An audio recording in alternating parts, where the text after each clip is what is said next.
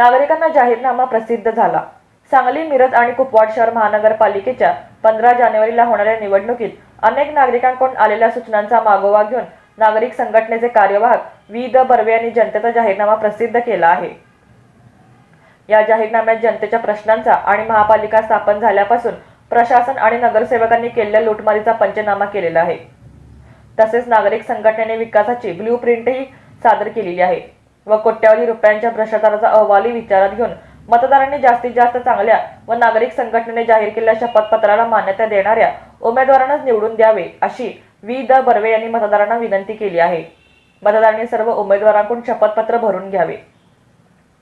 या जाहीरनाम्यात सत्ताधीश कसा असावा, तो सत्तेपेक्षा सत्याचा पुरस्कार करणारा असावा, तसेच तो मुंह में राम और बगल में छोरी नसावा, तसेच तो सायकलची चारचाकी करणारा नसावा, महापालिका स्थापन झाल्यापासून बनावट टेंडर काढून कोट्यवधी लुटणारे, जनतेच्या तोंडचे पाणी पळवणारे, घरपट्टीच्या नावावर लूटमार करणारे, जन्ममृत्यूच्या दाखल्यात सुद्धा लुटणारे, सार्वजनिक वीज बिलातून महापालिकेचे चेकच पळवणारे व ते वटवून महापालिकेला बुडवणारे व त्यातील कारभारांना जीवनदान देणारे सारे नगरसेवक, रस्त्यात खड्डे की खड्ड्यात रस्ते, ड्रेनेजच्या व शेरीनळाच्या कामात पैसे कमवणारे, बेकायदेशीर शामरावनगर उभे करणारे, स्मशानभूमी सुद्धा पैसे खाणारे, नाट्यपंढरी असलेल्या सांगली शहरात नाट्यगृहाच्या नावावर गानसम्राज्ञी लतादीदी यांना फसवणारे, ओढे नाले खाऊन त्यावर बंगले बांधणारे, बनावट परवानग्या देऊन महापालिकेच्या जागा हडप करणारे, काळ्या खंडित विकासाच्या नावाखाली कोट्यवधी रुपये लुबाडणारे, लेखापरीक्षणातील 1500 कोटी खाणारे, कैलासवासी वसंतदादा शेतकरी बँकेतील महापालिकेचे 385 कोटी रुपये बुडवणाऱ्यांना आपल्या सामावून त्यांना प्रतिष्ठा देणारे, तसेच ध्वजाला पायाखाली तोडवणाऱ्या अशा विविध पक्षातील गुणवंत, यशवंत आणि कीर्तिवंत अशा भ्रष्टाचारांनी बरबटलेल्यांना असे जनतेने नाकारावे म्हणून जाहीरनामा प्रसिद्ध केला आहे। या जाहीरनाम्यातील माझे आरोप जर खोटे असतील आणि ते कोणी सिद्ध केले तर मी ते देखील ती शिक्षा भोगण्यास तयार आहे, असे वी.द. बर्वे यांनी नमूद केले आहे। महाभारतीला स्मरून मतदारांनी आपला मताचा अधिकार मत न विकता मतदान करावे, असे वी.द. बर्वे यांनी पत्रकात नमूद केले आहे।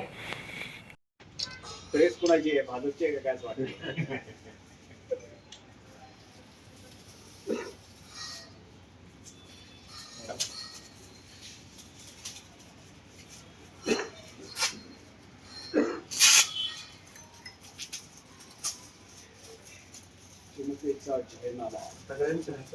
सगळ्यांच्या हातात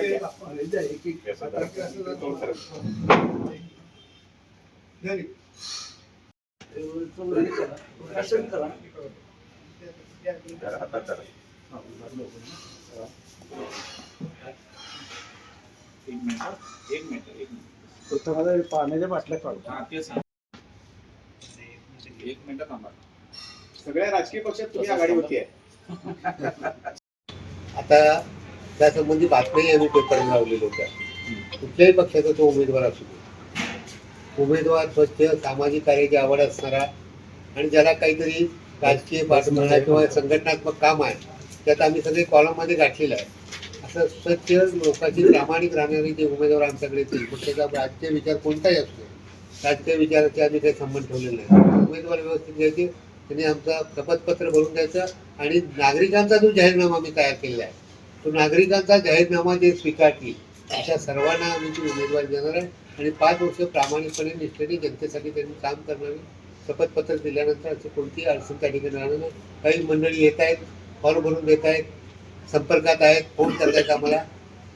अर्ज भरायच्या तारखेपर्यंत जितके उमेदवार सगळ्या वार्डामध्ये उपलब्ध होतील त्या पद्धतीने आम्ही ती निवडणूक लढवण्याचे ठरवलेलं आहे। नागरिक संघटना पण समजा ते पार्टी कसं आहे, चिन्ह आम्ही सांगणार त्यांना, आता त्यांना जर पार्टीनं तिकीट दिलं तर त्यांना चिन्ह पार्टी देणार नाही, बरोबर। मग आता आम्ही सगळ्यांना सांगणार 1, 2, 3, 4 हे 4 चिन्ह आहेत प्रत्येक वार्डामधल्या लोकांना सांगणार, तुम्ही ही 4 चिन्ह प्राधान्यानं भरा सगळ्यांना, जे तिथून अर्ज भरून जातील त्यांना सगळ्यांना सांगणार ते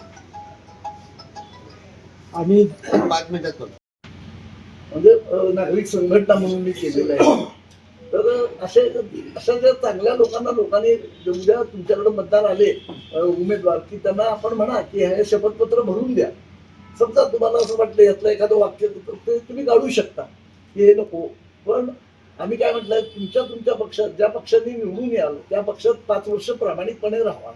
त्याचं उत्तम उदाहरण म्हणजे चिंतामणी मागच्या वेळेला भारतीय जनता पक्षाचे 43 लोक निवडून आले, त्यातले फक्त 3 भाजपमध्ये होते. आणि त्याचे चूक नाही, म्हणजे भाजपने सगळे काँग्रेसला दत्तक घेतल्यामुळं ते सगळे होते. पण ज्या वेळेला नगराध्यक्ष निवडायचा आला, महापौर, त्यावेळेला दिग्विजय सूर्यवंशी निवडून आला. आता का आला, कसा आला ते सगळ्या सांगलीकरांना माहित आहे. मग भाजपचे कुठले, मग भाजपचं नाव कशाला घ्यायचं ना, म्हणजे त्या कमळाकाचं टिंगलच की एक प्रकारे. दुर्दैवानं पण विद्यमान भाजपवाले, म्हणजे काल तर मला एक फोन आला हे सगळं